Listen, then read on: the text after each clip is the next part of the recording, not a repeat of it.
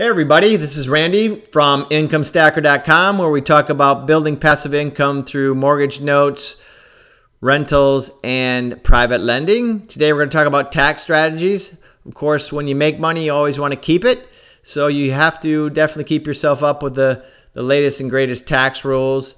And also wanted to share some lessons from 2017 of some mistakes that I made that were kind of minor, but they ended up to be pretty costly to me. And even though I knew these tax rules before, I just kind of slipped my mind and didn't really pay attention. So I'm going to tell you about a few of those, and hopefully that'll help you not do the same thing. So first off, the big old disclaimer: I'm not a CPA or tax attorney. Please consult with a qualified and trained CPA or tax attorney, or better yet, both. This presentation is simply to increase your awareness. That's what I'm trying to do here. Increase your awareness that, there has been some changes in the tax laws and the rules that may affect you. Also wanted to, like I said, show you a few things that I might have done differently in 2017 and which I will do differently in 2018. So let's get started. First off, wanted to talk about taking advantage of the capital gains tax rate. So before you stare at this table too deeply, let's talk about why I'm bringing this up. I think everybody knows there's a short-term and a long-term capital gains tax rate.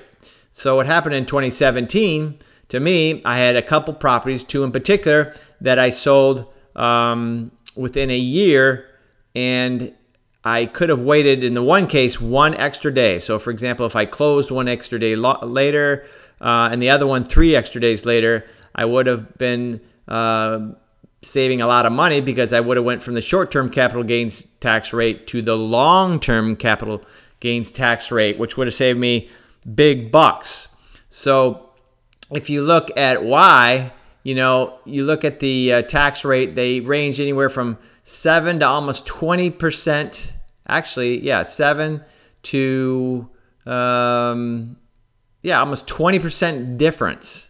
So for every $100,000 in profit, that's $7,000 to $20,000 more in your pocket. So my bad, that cost me big time because I got put in the wrong bracket.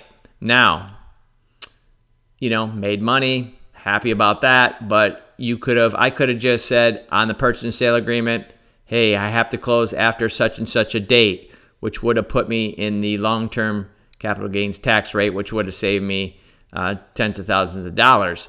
So that was my mistake. Won't do it again. Now, if you look at this particular chart, you can see here, look, the difference here is 7. Here it's 20% difference. Again, this all depends on your income. So let's say you made, I don't know, $200,000 a year.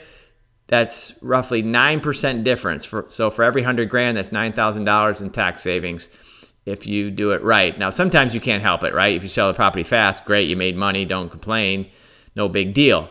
But if it's really close to the edge, you can do some things to make sure you go to the long term and save some money. Now, this particular chart is for married filing jointly. And on the next page, you can see this is for single filers. So again, I'm not going to go into the chart too deeply, but bottom line is these are some of the numbers, and it's pretty big differences here. Now, these are the 2018, by the way. These two charts are 2018 numbers, so you can use them for 2018. This table was, I want to give a shout out to NerdWallet. This was from an article from Tina Oram. Hopefully I'm saying that right. So obviously these numbers can be easily or readily had from the IRS website. They just put them in a nice format, and I use that format. So that's that. So that's one mistake I made in 2017. The other thing I wanted to point out, which I didn't make a mistake on, but I just wanted to point out that most people don't realize, when you're a note investor and you make money passively, let's say it's a performing note or it was non-performing, you got it reperforming, you get a what? A 1099 INT, which stands for 1099 interest. So this is interest income for tax purposes. You have to claim it, right, and pay taxes on it. However, if note was purchased at a discount, remember to include the principal portion of the PI payment to be taxed, right? So if you buy the note at a discount, until you get to the point of the price tag that you purchased at, you have to claim that as income because that is income. So for example, you buy a note with an unpaid principal balance of $50,000 for $40,000. Now you get payments of $500 a month, which includes principal and interest. And until the UPB, the unpaid principal balance, gets down to the $40,000 mark or below, you have to claim both the principal and interest as income, right? Because that's money in your pocket. Now, once you get below 40, it's going towards principal. You don't have to claim the principal portion. So again, that's just a heads up. I hate having to do this because I hate paying more taxes, but this is the laws and the rules. So again, just wanted to point that out. That was another tax tip from 2017. So now let's get into some things for real estate investors from 2018 and some of the new laws. So one of the new things is there's a bonus depreciation. So the new tax law increases bonus depreciation from 50 to 100% for assets with useful lives of 20 years or less. So what does that mean? So if you buy personal property for your rental, such as carpet, let's say you buy an HVAC unit or appliances or equipment or whatever it may be, you can now immediately write off the entire cost of those assets. In the past, they had a certain depreciation schedule, and it was a big pain, a lot of paperwork. So now you can immediately write that stuff off 100%. The other thing is the new rules allows you to deduct the entire cost of eligible property effective on the date of anything placed in service after September 27th, 2017. So basically what I talked about above, it's anything that was put in place after September 27th, 2017. So that's really a date that's associated with the first part I'm talking about. So the last thing is depreciation on the entire property really hasn't changed, with the life remaining at 27 and a half years for a residential rental property, for example. I don't know. It's probably it's different for the commercial and stuff like that. But for residential rental, it's 27 and a half years. So the other thing that is different in 2018 from the Tax Cuts and Jobs Act, the TCJA, imposes new limitations on the deducting personal residence, mortgage, interest, and state and local taxes. But those limitations don't apply to rental properties. So, people are complaining in areas where the properties are really high, the property tax, is really high, things like that they can't deduct as much. However, it doesn't matter. If it's a rental property, those limitations do not apply. Number two, you can still write off all the other standard operating expenses for rentals, depreciation, utilities, insurance, repairs, that kind of stuff, right? You can still do that. That didn't really change at all. That's a good thing.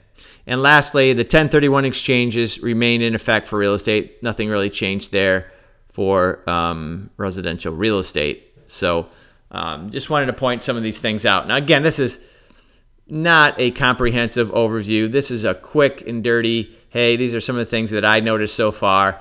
And if I see other things, I'll present them to you in the future. The last thing that I wanted to note was the pass-through deduction. Now, you know that the corporate tax rate changed pretty dramatically, I think from 35 to 21%. But again, most investors fit into the pass-through category. What does that mean? They're typically operating either as sole proprietors, probably shouldn't do that, but most people as S-corps or LLCs. That's probably 90+%. So most people fit in that bucket, and there is a pass-through deduction depending on a lot of factors. It's super complicated. Again, the government cannot make anything simple. They said they're going to make the laws simpler and easier, and my freaking CPA is charging me double because everything's costing so much more to figure it all out, it seems like. but each year I pay more and more, not less and less, because they make it so darn complicated. Any rate, without some other forms of income complications. Okay, so that's a caveat. There's a lot of things. So in the simplest form, in the simplest application of this, you can write off 20% of income after expenses for rental properties, for example.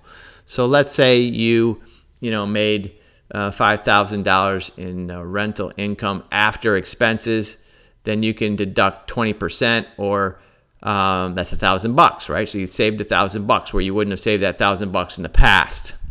There are limitations and rules if you have capital gains, dividend income, and only a CPA can sort those out. Again, if you read the rules, it's like if, then, this, that. It's way too complicated. Not sure why they did that. But any rate, those are the rules. So just ask your CPA, hey, can I get that 20% discount after expenses?